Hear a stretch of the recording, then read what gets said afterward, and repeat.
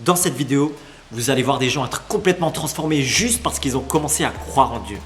Mais d'abord, vous vous trouvez ici dans une église évangélique à Montbéliard. Je suis tout seul dans cette grande salle parce qu'il nous faut respecter encore quelques mesures de post-confinement.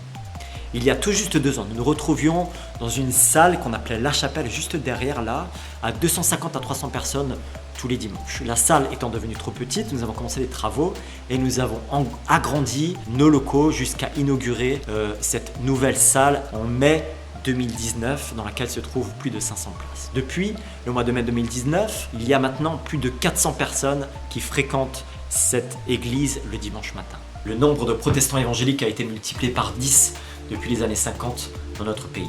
Mais surtout, il y a maintenant tous les 10 jours une nouvelle église locale qui naît en France, ce qui représente environ 35 nouvelles implantations d'églises par an. Qu'est-ce qui attire donc tous ces gens à venir fréquenter ces églises évangéliques, parfois même à expérimenter une conversion à la foi chrétienne? Quelles sont les raisons qui expliquent que ces églises grandissent et se multiplient? Il y a eu pas mal de reportages au sujet des évangéliques qui étaient malheureusement pas toujours positifs ou pas très constructifs. Alors là, je m'adresse à vous en tant que pasteur, faisant partie de l'équipe des pasteurs de cette église ici à Montbéliard. Et j'explique d'ailleurs dans une autre vidéo comment moi, qui ai eu un passé de délinquant, je suis devenu pasteur. Et puis, vous avez peut-être remarqué que certaines des célébrités actuelles ont été impactées par ce phénomène de conversion à la foi chrétienne. On peut penser à Justin Bieber.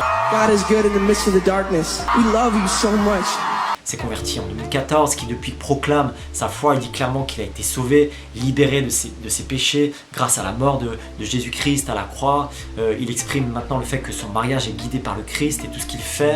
On peut penser plus récemment bien sûr à Kanye West. Même si sa conversion radicale au christianisme est controversée, eh bien, on peut quand même remarquer que depuis qu'il dit que sa vie est guidée par Jésus-Christ, eh bien, son style de musique a changé, son attitude a changé, et bien sûr les paroles de ses chansons ont changé. Il n'y a qu'à voir le titre de son dernier album. Et alors si vous doutez encore que tout cela est possible, ou que vous pensez que c'est des coïncidences, ou alors des fake news, allez jeter un œil à l'histoire de Yanis Gauthier. Yanis Gauthier, c'est un gars qui a grandi en banlieue parisienne et qui lui a été braqueur, qui est passé par la prison et qui en fait maintenant aussi est devenu pasteur. Là en prison, encore une fois, dans la cour, dans la promenade, tout le monde me dit la même chose. Ouais, il faut vendre de la drogue pour réussir. Mais j'aimerais m'arrêter un tout petit peu plus longuement sur 2 histoires. 2 histoires de personnes que je connais personnellement, que je fréquente, qui sont vraiment des personnes que j'apprécie et leur histoire est poignante. Il y a d'abord le cas de Freddy. Je vous invite à écouter son histoire, à regarder ce clip jusqu'au bout parce qu'ensuite c'est lui-même qui va parler.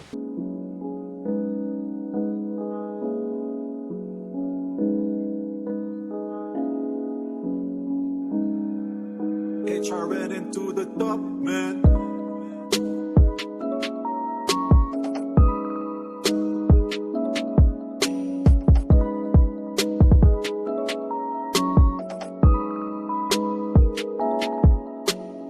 Oui, c'était bien moi, mais ça, c'était avant.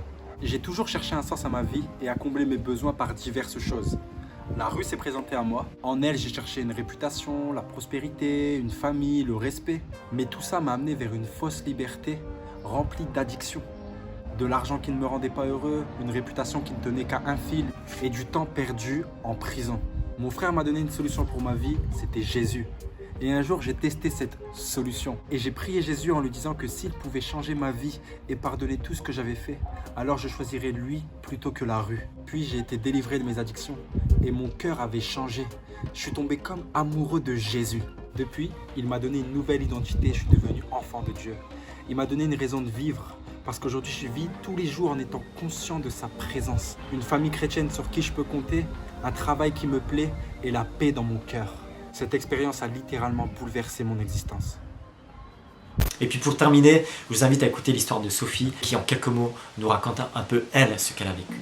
Salut, moi c'est Sophie, j'ai 25 ans, je suis mariée et j'ai un petit garçon de 1 an. Alors moi j'ai entendu parler de Dieu depuis que je suis toute petite. Ma maman m'emmenait à l'église, on chantait, on faisait plein de choses autour de la Bible et c'est comme ça que j'ai connu Dieu. Et pourtant, en grandissant, je me suis éloignée de lui. À l'école, j'avais du mal à me faire accepter, j'avais du mal à me faire des amis, j'ai même subi des humiliations et ça a provoqué en moi un grand manque de confiance en moi. Et ce manque de confiance en moi, ça m'a vraiment suivi au collège. J'ai continué à subir des humiliations, des intimidations et tout ça, ça a encore renforcé ce manque de confiance en moi. En voulant me faire accepter par mes amis, je me suis vraiment éloignée de qui j'étais vraiment. J'ai commencé à changer physiquement, je m'habillais comme les autres, je parlais comme les autres, je me coiffais comme les autres. Ce mal-être était vraiment profond puisque finalement j'ai commencé à avoir vraiment des pensées de dépression, des pensées de mort. J'ai commencé à me scarifier et vraiment je voulais disparaître puisque au final je pensais que personne ne m'aimait et que personne ne pouvait m'accepter. Je rejetais la faute sur Dieu, je disais que c'était de sa faute, que personne ne m'aimait. La relation avec mes parents s'est détériorée. J'ai commencé à défier l'autorité et à laisser de côté mon éducation. Un soir, alors que j'étais dans ma chambre, j'ai entendu ma mère au téléphone avec une de ses amies de l'église. Elles étaient en train de parler de ma situation et là j'ai eu un déclic. J'ai compris que j'étais loin de Dieu et que j'avais besoin de son amour.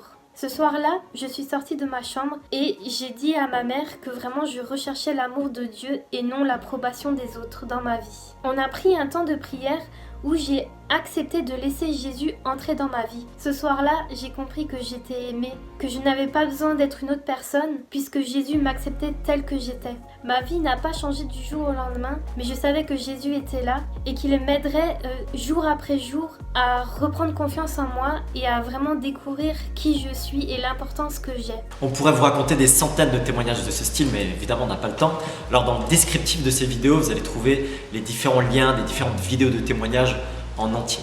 Vous savez, c'est pour ça qu'on fait ce genre de vidéos.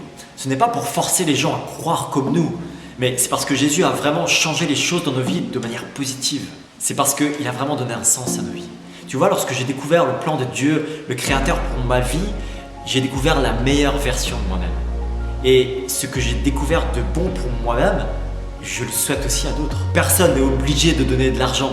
Il n'y a pas de gourou, il n'y a pas de super pape à qui on devrait obéir ou quoi. Alors oui, il y a eu des excès ou des abus, et il y en a encore comme c'est le cas dans toutes sortes de milieux. Et les médias de masse se font un plaisir de mettre en avant certaines de ces dérives. Mais vous savez, il y a un principe très important dans le protestantisme évangélique, et qui vient de la Bible, c'est que devant Dieu, on est tous à la même hauteur. Le mouvement chrétien évangélique est issu du courant protestant, qui est né en Europe au XVIe siècle et non pas aux États-Unis comme beaucoup le pensent encore. Ce n'est pas une secte qui vient de nulle part, tu vois. Sur 900 millions de protestants dans le monde, 650 millions se déclarent évangéliques, c'est-à-dire un chrétien sur 4. Il y a 3 éléments spécifiques qui nous distinguent, nous les évangéliques. Le premier, c'est notre attachement à la Bible. Nous croyons aux paroles qui sont marquées dans ce livre parce qu'elles s'accomplissent encore aujourd'hui au XXIe siècle. Deuxièmement, c'est la conversion personnelle. On ne naît pas chrétien, on le devient par un choix libre et conscient. Et puis troisièmement, c'est le fait de partager notre foi autour de nous en toute simplicité. Comme je le disais tout à l'heure, ce qu'on a découvert de bon pour nous-mêmes, on le souhaite aussi pour les autres. Voilà pour cette vidéo, j'espère que ça vous a plu ou bien que vous avez appris quelque chose. N'hésitez pas à donner votre avis dans les commentaires ou à poser des questions. Vous pouvez aussi nous retrouver via les réseaux sociaux. Et puis n'oubliez pas, allez jeter un œil dans les liens qui se trouvent dans la description. Bye bye.